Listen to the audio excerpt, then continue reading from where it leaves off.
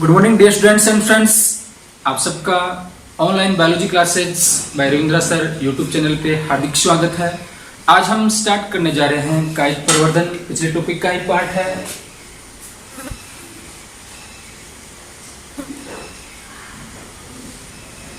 कायिक प्रवर्धन या कायिक जनन। कायिक प्रवर्धन या कायिक जनन वेजिटेटिव रिप्रोडक्शन या इसको हम वेजिटेटिव प्रोपेगेशन कह सकते हैं। इसको डिफाइन करें कायिक प्रवर्धन को। प्रजनन की वह प्रक्रिया जिसमें पादप के प्रजनन की वह प्रक्रिया जिसमें पादप के कायिक भाग जैसे जड़, तना, पत्ती भाग लेते हैं।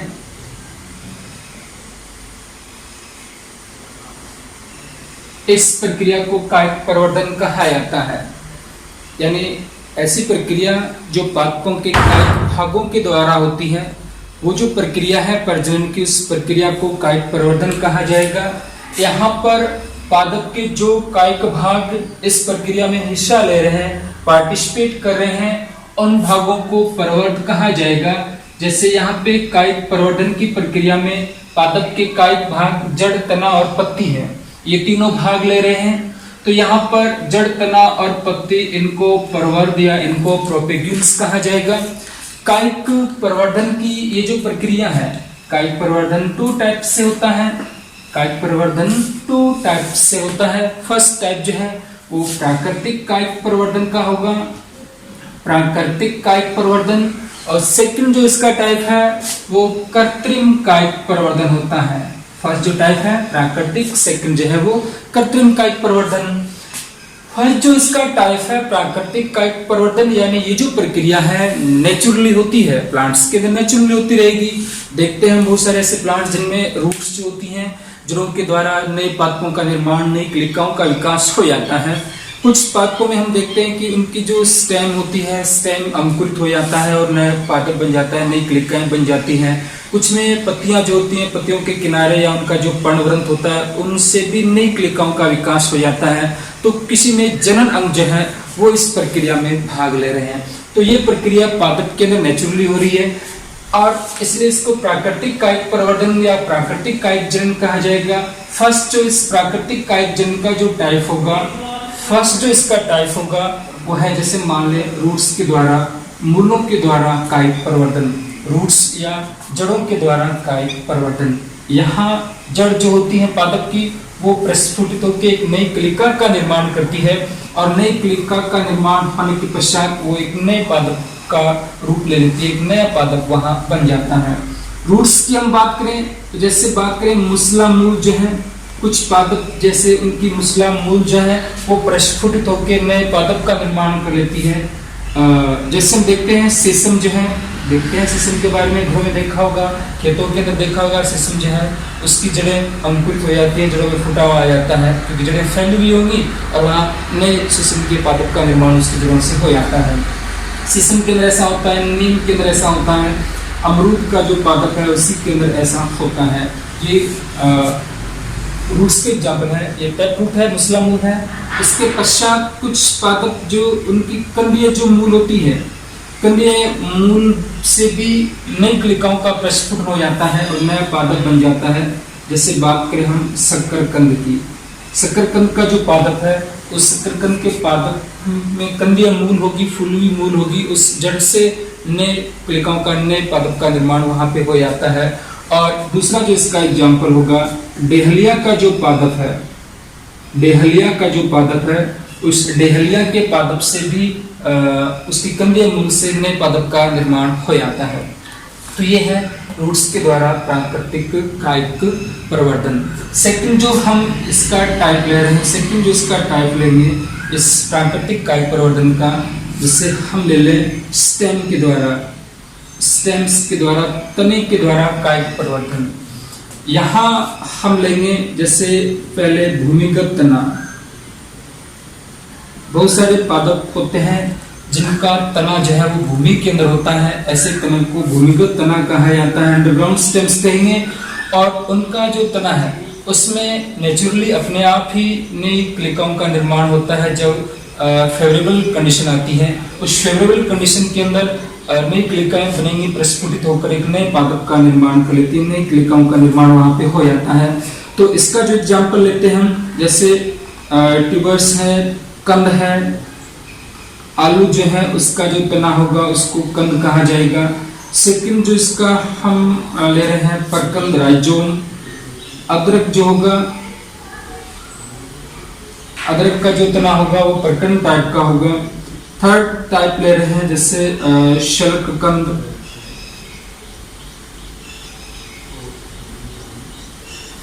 प्याज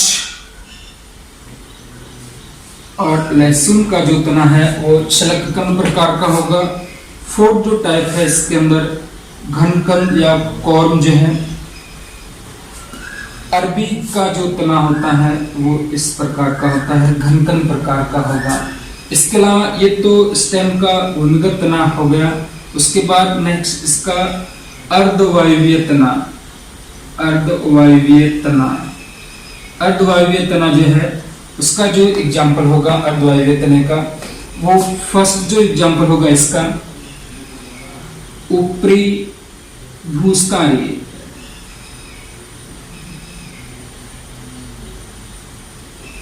ऊपरी भूस्तारी ये है दूब घास।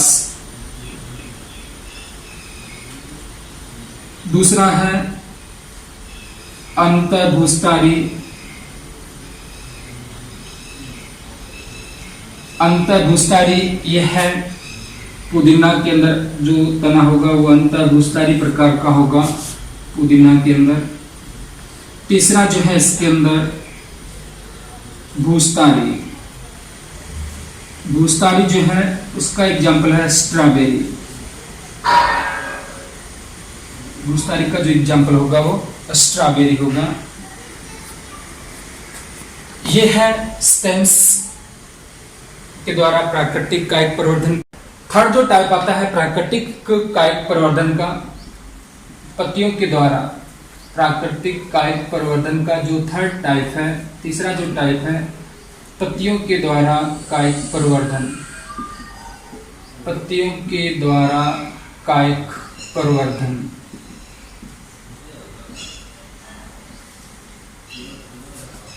पत्ती जो है उन पत्तियों से भी उनके किनारे या उनकी सिराएं या उनका जो पर्णवृंत होता है उनके द्वारा नए पादपों का निर्माण हो जाता है। इसलिए ये जो टाइप है ये लीव्स के द्वारा होता है। इसका यदि हम एग्जाम्पल की बात करें, जैसे पत्थर चट्टा जो है, पत्थर चट्टा देखा होगा अपने घरों में खूब होता है।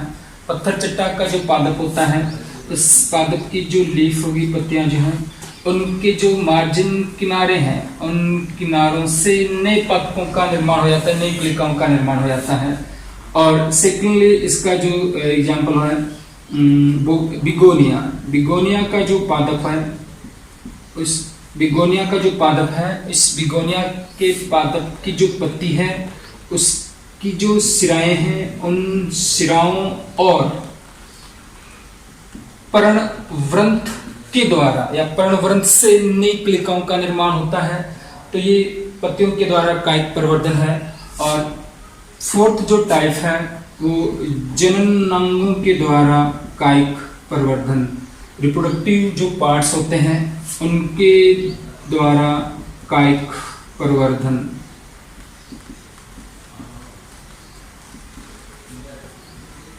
कुछ प्लांट्स ऐसे होते हैं जिनमें जो जननांग है और वो एक मासल संरचना में परिवर्तित हो जाते हैं।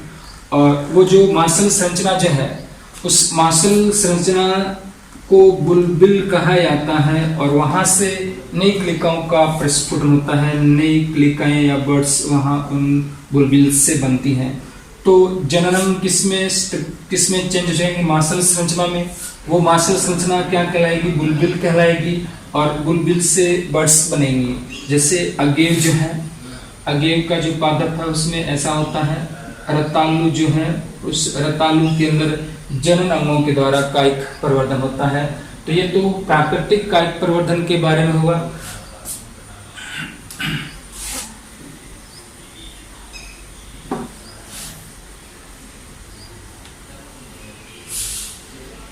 कायिक प्रवर्धन का सेकंड जो टाइप है, दूसरा जो प्रकार है कृत्रिम कायिक प्रवर्धन। कृत्रिम कायिक प्रवर्धन, ये जो कृत्रिम कायिक प्रवर्धन यानी ये जो प्रक्रिया है कृत्रिम कायिक प्रवर्धन की, ये मानव के द्वारा होती है। किसके द्वारा होगी? मानव के द्वारा ये प्रक्रिया होगी। कृत्रिम कायिक प्रवर्धन की प्रक्रिया मानव के द्वारा होगी। इसके अलावा यहाँ पे जो पादप हैं, पादप की जो किस्में हैं, उन किस्मों का व्यापारिक उत्पादन किया जाता है। किस प्रकार का उत्पादन करेंगे? व्यापारिक उत्पादन पादपों का प्राप्त करने के लिए ये कृत्रिम कायिक प्रवर्धन किया जाता है।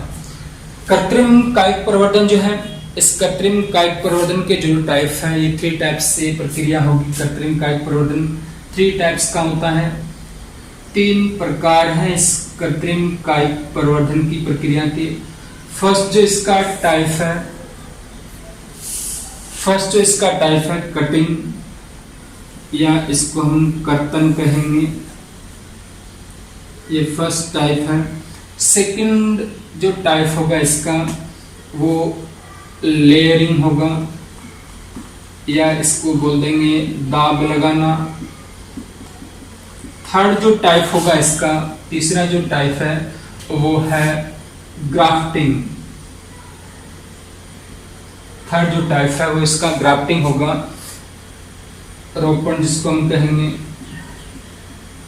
First cutting. कटिंग में क्या होता है कि जो पादप होगा, उस पादप से स्टेम या उसकी जड़ को के छोटे से पार्ट को, एक छोटे से हिस्से को कट करके अलग किया जाएगा और उसके पश्चात उसको मिट्टी के अंदर रोपित कर दिया जाएगा। तो कटिंग जो है वो 2 टाइप्स की होगी। फर्स्ट जो इसका पार्ट है रूट कटिंग। इस रूट कटिंग में रूट को कट किया जाता है और रूट को कट करने के पश्चात उस कटेड जो पार्ट है, कटा हुआ जो हिस्सा है जड़ का, उसको अलग मिट्टी में रोपित कर दिया जाता है और वो एक नए पादप का निर्माण हो जाता है उससे। जैसे सेब, अमरूद और नींबू जो है, सेब के अंदर ऐसा होता है, अमरूद का जो पादप है उसकी भी रूट को इस प्रकार से कट किया जाएगा और नींबू का जो पादप है उसकी भी रूट को कट करके हम एक अलग जगह पे उसको रोपित करके एक नए पादप का निर्माण कर सकते हैं। सेकंड जो है स्टेम कटिंग। स्टेम कटिंग बहुत कॉमन सा टाइप है ये, क्योंकि हम देखते हैं इसमें स्टेम कटिंग के अंदर गन्ना जो है, गन्ने का जो पादप है उसके स्टेम को कट करके हम मिट्टी के अंदर रोपित करते हैं। गुलाब में भी इसी प्रकार से होता है, गन्ना है, गुलाब है, या फिर जो अंगूर जो है, अंगूर में भी स्टेम को कट करके लगाया जाता है। ये फर्स्ट है कटिंग। सेकंड है लेयरिंग, दाब लगाना।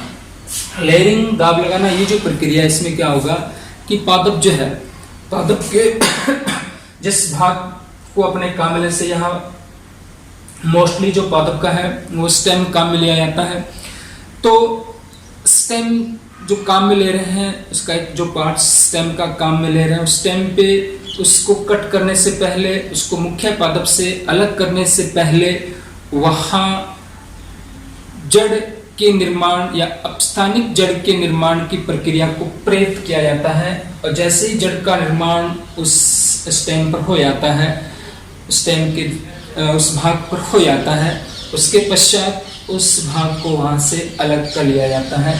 ये जो विधि है इसको दाब लगाना कहा जाता है। मुख्यतः इसके भी 2 टाइप्स हैं। एक जो टाइप है इसका वो है टीला दाब विधि, टीला दाब। सेकंड जो टाइप है इसका वो बुट्टी दाब, टीला दाब। और सेकंड जो टाइप है उसको क्या बोल देंगे?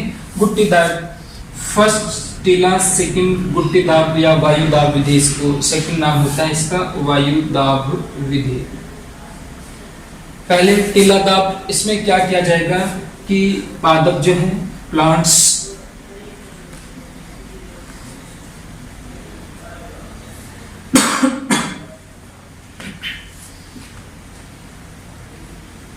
इसका जो भूमि के नजदीक वाला या आधार के नजदीक वाला जो भाग होता है जिसमें नोड्स होती हैं उसको मिट्टी के अंदर दबा दिया जाता है। इस प्रकार से मिट्टी में दबा देंगे। ये मिट्टी, ये लेयरिंग है मिट्टी की, और ये नीचे दबा हुआ भाग है। और यहाँ पे लीफ वाले भाग को नहीं दबाएंगे, जहाँ पे नोड्स होती हैं नोड्स वाले पार्ट्स को मिट्टी के अंदर दबा दिया जाएगा इस प्रकार से। और उसके पश्चात यहाँ मिट्टी डाल दी जाएगी इसके ऊपर, इसको नम रखा जाएगा। तो कुछ समय पश्चात यहाँ इन नोड्स से रूट्स का निर्माण हो जाएगा, और ये जो रूट है ये नीचे से खनिज पदार्थों का अवशोषण करेगी। उसके पश्चात यहाँ कलिकाओं का प्रस्फुटन होगा। उसके बाद यहाँ इसको कट करके और अलग जगह पे इसको रोपित कर दिया जाता है, अलग स्थान पे रोपित कर दिया जाता है और एक नया पादप बन जाता है।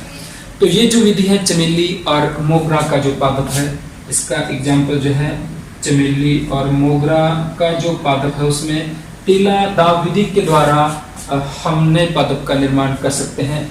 गुट्टी दाब या वायु दाब विधि जो है, इस विधि के अंदर क्या किया जाएगा कि जो प्लांट्स होता है उस प्लांट्स की जो शाखा होगी उस शाखा पे चीरा लगाया जाएगा, उसकी छाल को हटाया जाएगा चीरा लगा के, और वो जो छाल हटाया हुआ जो भाग है उस भाग पे नम या गिल्ली जो कोई कपड़ा है उसको लेपित कर दिया जाएगा, उसको बांध दिया जाएगा उसके चारों ओर, या फिर गिल्ला मोस जो है उसको बांध दिया जाएगा, या फिर गिल्ली रुई जो है उसको बांध दिया जाएगा, या कोई रस्सी जो होती है गिल्ली वो बांध दी जाएगी। और वो जो गीले कपड़े या मोस से कवर्ड जो पार्ट है उसको गुट्टी कहा जाता है। उस पार्ट को क्या कह देंगे, गुट्टी कह देंगे। उसके पश्चात जो ऊपर वाली शाखा होती है इसकी गुट्टी के, वहां पे एक मटके को इस प्रकार से रखा जाता है कि जो गुट्टी वाला पार्ट जो है वो नम बना रहे। मटके को बांध दिया जाएगा, ऊपर रख दिया जाएगा, उसके नीचे छिद्र करके उसके अंदर एक जो रस्सी होती है पतली रस्सी बारीक, वो उसके अंदर डाल दी जाएगी, और जो रस्सी का नीचे वाला हिस्सा है वो इस गुट्टी के चारों ओर कवर होता रहेगा। तो पानी जो है वो पानी से ये नम बना रहेगा, ये गुट्टी वाला क्षेत्र। यहाँ रूट का निर्माण, स्थानिक रूट्स का निर्माण हो जाएगा, और उसके पश्चात कलिकाओं का प्रस्फुटन होगा। तो उसके बाद यहाँ इसको कट कर लेंगे और अलग जगह पे इसको रोपित कर दिया जाएगा। थर्ड टाइप आता है ग्राफ्टिंग या रोपण। ये जो गुट्टी दाब या वायु दाब विधि जो है ये नारंगी का जो पादप है उसके इस मेथड को काम में लिया जा सकता है, या अमरूद जो है अमरूद के अंदर भी इस गुट्टी दाब विधि को काम में हम ले सकते हैं। तीसरा है ग्राफ्टिंग या रोपण। ग्राफ्टिंग या रोपण में क्या किया जाता है कि दो जो प्लांट्स होते हैं, जो प्लांट्स की जो किस्में हैं उसके अलग अलग हिस्सों को एक जैसा बनाया जाता है, और एक जैसा बना के उससे एक नए पादप का विकास किया जाता है। यहाँ एक मुख्य पादप होता है, उस मुख्य पादप जो होगा उसके स्कंद को काम में लिया जाएगा, और दूसरा जो पादप होता है उसकी कलिका को काम में लिया जाता है। यहाँ जो महत्वपूर्ण होती है वो कलिका होती है, क्योंकि यहाँ हम उपयोगिता को बढ़ाया जाता है, प्लांट्स की उपयोगिता या उस पादप की गुणवत्ता को बढ़ाने के लिए हम ये ग्राफ्टिंग या रोपण की प्रक्रिया करते हैं। तो उपयोगिता बढ़ाने के लिए ये प्रक्रिया करेंगे तो इसमें जो कलिका पार्ट जो है ये काफ़ी उपयोगी होना चाहिए, या वांछित लक्षण वाला होना चाहिए, जो पादप जिससे हम कलिका ले रहे हैं। तो स्कंद और कलिका को आपस में मिला दिया जाएगा, और इनके जो वेस्कुलर टिश्यूज हैं वो आपस में मिल जाएंगे। आपस में मिलने के पश्चात वहाँ एक नए पादप का विकास होता है ग्राफ्टिंग की प्रक्रिया में। ग्राफ्टिंग की प्रक्रिया 4 टाइप से होती है, 4 प्रकार हैं ग्राफ्टिंग की प्रक्रिया के अंदर। पहला जो इसका टाइप जो है उसको हम जिह्वा रोपण कहेंगे। सेकंड जो टाइप है उसको वेज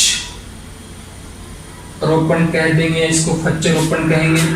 तीसरा जो है क्राउन या मुकुट या किरीट रोपण उसको कहा जाएगा। चौथे को कलिका रोपण कहा जाता है। ये इसके 4 टाइप हैं, जीवा रोपण, वेज रोपण, मुकुट और कलिका। ये 4 टाइप हैं ग्राफ्टिंग के। जीवा रोपण के अंदर स्कंद और कलिका जो है, स्कंद और कलिका दोनों की मोटाई समान रहेगी। स्कंद और कलिका दोनों की मोटाई जो है इस जीवारोपण में समान मोटाई के होंगे, दोनों की मोटाई समान होगी। यहाँ स्कंद में वी शेप का कट लगाया जाएगा, और जो कलिका होती है इसमें भी वी शेप या फिर तिरछा कट लगाया जाता है। दोनों को आपस में जोड़ दिया जाएगा। जोड़ने के पश्चात उनको रस्सी के द्वारा टाइट बांध दिया जाएगा और उसके पश्चात जब इनके वेस्कुलर टिश्यूज आपस में मिल जाएंगे, मिलने के पश्चात नई कलिका का प्रस्फुटन होगा और एक नए पादप का विकास होता है। इसी प्रकार से सेकंड जो टाइप है वेज रोपण, ये जो वेज रोपण की प्रक्रिया है इसमें भी स्कंद और कलिका की मोटाई यहाँ पर भी समान रहेगी वेज रोपण के अंदर भी। और वेज रोपण के अंदर क्या होता है, इसको फ्रैक्चर कहेंगे। यहाँ स्कंद जो होगा वेज रोपण के अंदर, स्कंद में तो वी शेप का कट लगाया जाता है, लेकिन कलिका जो है उस कलिका के अंदर जो कट होगा वो वेज या फ्रैक्चर जिसको हम कहेंगे वो उस टाइप का होगा, उस साइज का होगा और उसको स्कंद के अंदर फिट कर दिया जाएगा और उसको बांध दिया जाएगा, वहां भी कलिका का फुटाव हो जाएगा। मुकुट के अंदर क्या होता है, स्कंद की मोटाई ज्यादा होती है, स्कंद ज्यादा मोटा होगा और किसकी तुलना में, कलिका की तुलना में। एक जो स्कंद होता है उस स्कंद पे एक से अधिक यानी बहुत अधिक संख्या में 5, 6, 7, 8 की संख्या के अंदर हम कलिका को वहां रोपित कर सकते हैं, इसलिए इसको मुकुट रोपण या क्राउन ग्राफ्टिंग इसको कहेंगे या किरीट ग्राफ्टिंग इसको कहेंगे। नेक्स्ट जो है कलिका, कलिका इसके अंदर टी शेप का कट लगाया जाता है। स्कंद और जो कलिका होती है दोनों में टी शेप का कट होगा और टी शेप का कट होने के बाद दोनों को आपस में सेट कर दिया जाएगा, जोड़ दिया जाएगा, बांध दिया जाएगा रस्सी के द्वारा और नई कलिका का प्रस्फुटन वहां से हो जाता है। तो ये तो है कायिक प्रवर्धन या कायिक जनन की प्रक्रिया है। यहाँ तक हम फर्स्ट जो चैप्टर है उसमें एसेक्सुअल रिप्रोडक्शन के बारे में कंप्लीट पढ़ चुके हैं।